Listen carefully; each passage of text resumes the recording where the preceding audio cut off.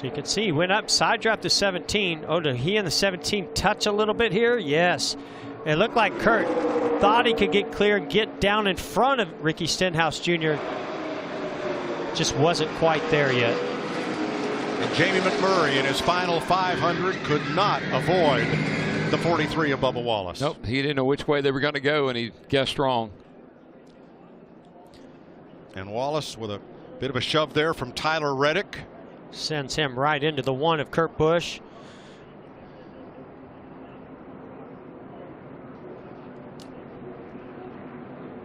Yeah, I'd seen Kurt Busch making a bunch of moves. I think his car was actually working pretty well. He made one move trying to go a little bit further forward. Didn't work out for him. Got him behind. Yeah, you can see from Joey Logano's roof cam. Go way up on the wall, way up on the wall, way up on the wall, way up on the wall. One inside, you're clear, you're clear.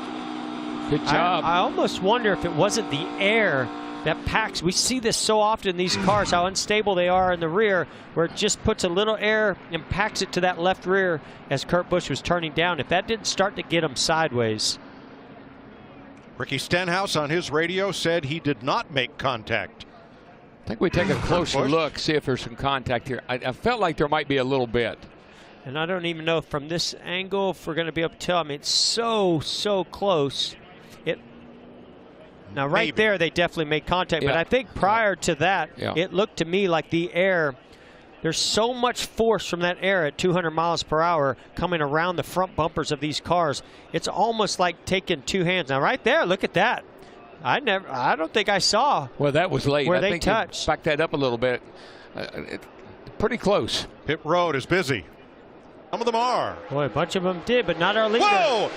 Car goes around in the trial, the spinning, sliding out of control. BJ McLeod brings out the caution. Stenhouse has wrecked on pit road with Tyler Reddick. Another car is sitting littered in the grass.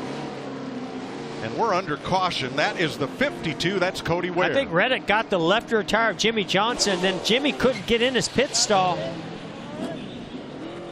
That's one of the most difficult things in the world to do, is running 200 miles an hour and try to get on pit road under green conditions. You can see Stenhouse too close to the pit wall. I don't know if they're going to even be able to get the left side up on that car.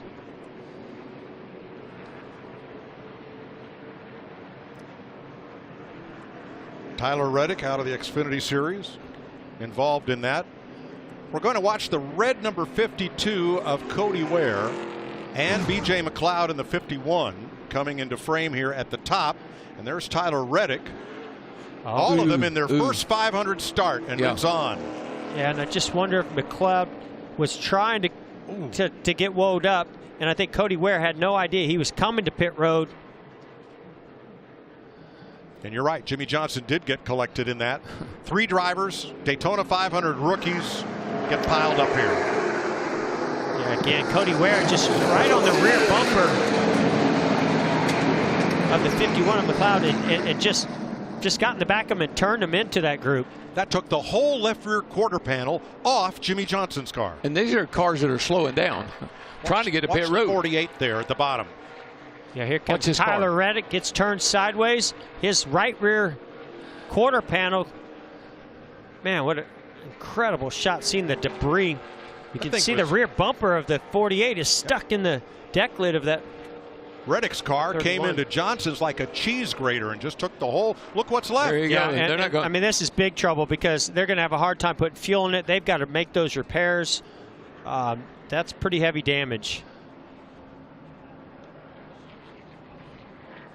BJ McLeod picks up a bunch of turf, and because of the position of the stopped cars, pit road is going to remain closed here for this.